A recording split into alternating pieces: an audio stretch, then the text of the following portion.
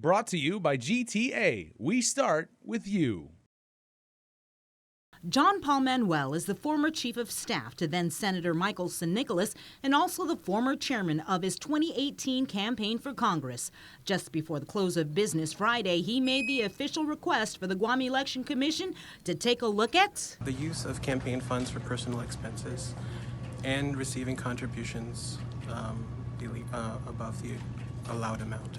According to Manuel, included in the complaint he filed is an attachment that shows a $10,000 campaign contribution from a prominent local businessman.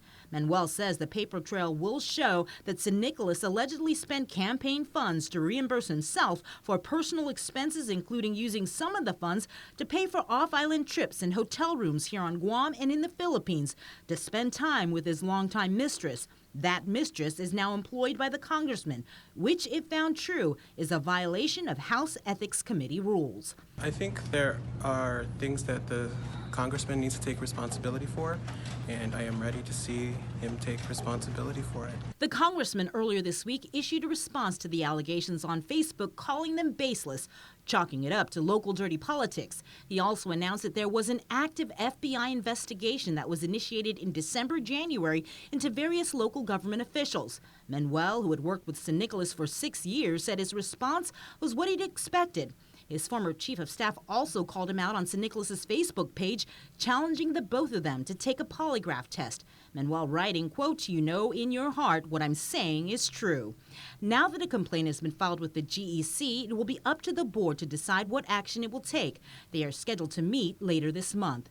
As we reported, San Nicolas just days ago faced a misdemeanor charge and up to a $10,000 fine for failing to file multiple campaign reports since the 2018 election with the Guam Election Commission. His district director and current campaign chairperson, Jennifer Wynn, met the deadline and filed the reports. Wynn admitted, however, that it was incomplete because, quote, they are rebuilding the reports. A term GEC Executive Director Maria Pangilinan said it was the first she'd heard of. As for Manuel, he says this was just the start, telling KUAM he has other complaints he will be filing with other officials next week. Reporting for Guam's News Network, I'm Sabrina Salas, Matanani. Brought to you by GTA. We start with you.